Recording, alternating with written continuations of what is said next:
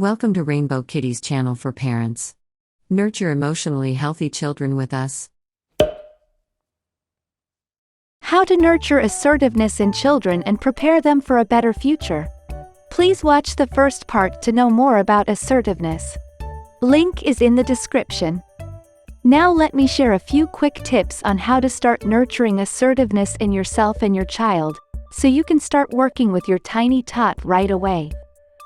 First, let us have a look at the nonverbal traits. Eye contact. Have friendly eye contact with your kid whenever you speak. If they do not reciprocate, get them to practice proper eye contact. Make sure that they do not avoid eye contact or stare down at people while speaking. Boundaries. Educate them about physical boundaries like personal space and body. Too close could indicate aggressiveness and too far passivity. Help them identify and maintain the appropriate distance in different kinds of situations. Help them get comfortable and connected with their own emotions so they can understand their own emotional boundaries and that of others. Educate them about sexual boundaries so they know what is and not acceptable. Listen to our stories for children, which will help them learn about bad touch. Link is in the description. Intellectual boundaries are also equally important. This includes acknowledging and respecting your own and others' opinions, values, beliefs. Facial expression. Help them identify and express their feelings. This way they will know what facial expression to keep when they feel a certain way and maintain consistency in communication and expression. Get a copy of our book, My Emotions, to help your little ones understand and identify their emotions. Relevant links have been shared in the description. Posture and gestures. Teach them how to stand, sit, move confidently and with ease. Correct their posture when they are slouching or not sitting or standing straight. Introduce them to friendly gestures. Correct them if they are pointing fingers or using similar rude gestures. Help them understand themselves, answer their queries rationally, and help them express. Once they are self-aware, they will learn how to be confident too. Vocal tone and quality. Talk to them in a clear and firm tone, rather than always be too loud or too quiet. They will soon start following you. Listening skills. Listening to a counterpart will help them have more information before they can respond or collaborate.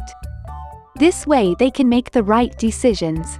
Also, people have more liking for you when you listen to them with respect. Let the other person feel heard. This can nurture empathy in our kids and help them become effective communicators. Now let us look at the verbal traits. Help kids use the I statement. When you feel a certain way due to some action of theirs, simply tell them how you feel about what they did, and how they could have made you feel different.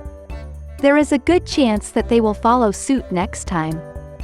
If not, when you see them mishandling certain situations, assess whether this strategy can be used and help them use it. The benefit of this strategy is that you are not blaming or accusing anyone. You are only expressing your own feelings and telling the other person how they could have helped better. For instance, if a group of kids are not letting them join in to play, they could simply say, "I feel sad that I cannot play with you all. It would be great if I could join in too." There is a good chance that someone in the group will budge. The broken record technique. Teach them how repeating the same answer multiple times without any change in tone can help sometimes. If they do not want to do something, but are being forced by someone, teach them how they could use this technique. For instance, they could use this technique to stop a bully who is challenging them to do something that they do not want to do. Fogging. This is when you acknowledge what someone else just said, but continue on to express your own feelings or opinion about the situation at hand. For instance, "I understand that you find my drawing childish, but if you teach me a few tips I can do better next time." In case the child is not even keen about drawing, they could just say, "I understand that you find my drawing childish, but this is not my area of interest and I am not actually good at it." To tackle a bully who tells them that they are not likable, they could just say, I understand that you do not like me, but I don't really care. Saying no help your child understand boundaries. This will help them in a big way when it comes to safeguarding their own physical, emotional, intellectual and sexual boundaries. Also help them say no in a friendly manner when that is what is required. For instance, if a friend wants to play and they are not interested, they could say something like, "I really like this game, but right now my leg is hurting a bit. I feel like taking a break and reading a book instead." Here are a few more tricks. If they are preparing for a presentation, seminar or some extracurricular activity, help them be well prepared and explain how preparation could help. You can give examples from your experience about how you goofed up your first presentation and then you started doing better once you were more prepared. Ensure that you do not overdo it though. Let them know that there is no need to apologize unless they make a mistake. It is okay to state your own needs or speak up for others without feeling unapologetic. Also teach children how to remove themselves from hostile or aggressive environments. They could say something like, "I can see that there is nothing more that I can do here, so let me move on to look into something else." Let us also have a look at what qualities to build in yourself and your child, in order to be assertive. Build self-awareness. Apart from the techniques mentioned above, you could help them understand themselves better. This will help them understand their strengths, weaknesses, and they can use this knowledge to carve their path to success. Self-awareness will help them be confident and have better self-esteem and self-respect. Decision-making, let them take initiative and make their own decisions. This could start as soon as they start to play and pick things on their own. On a daily basis, let them choose what they want to wear. If they are being too unreasonable, explain why there is a problem. Maybe the weather is too cold and they chose to wear thin clothes. Tell them that they might catch a cold and it would be better to wear thicker clothes. Social interactions, help kids interact with groups of kids or elders. If you are taking them to a new place or to meet with a new group of kids or people, tell them beforehand, so they can be prepared.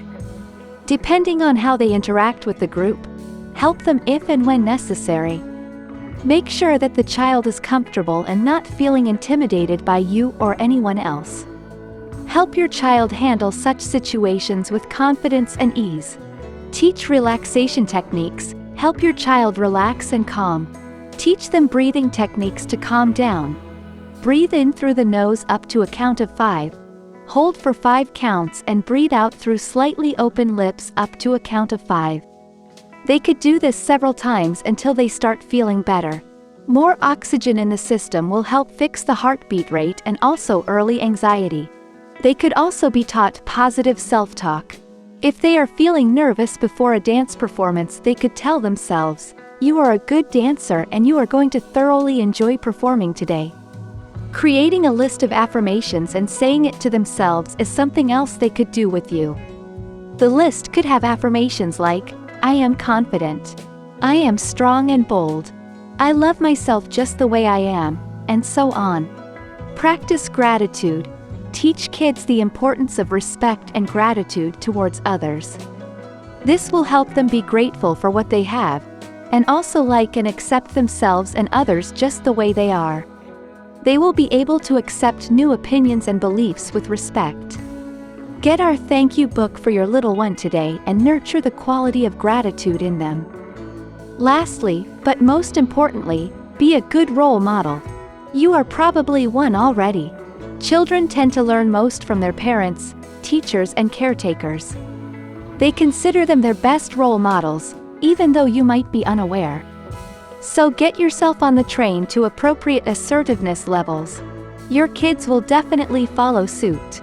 If not, help them. Every human at any stage of life needs assertiveness to lead a happy and fulfilling life. Be your child's guide in this process of nurturance and growth. Hold their little hands and help them prosper. Maybe our parents never did this for us due to lack of awareness back then. This is your chance to make up for it now. Happy parenting! Like, share with your fellow parents and subscribe to get notified.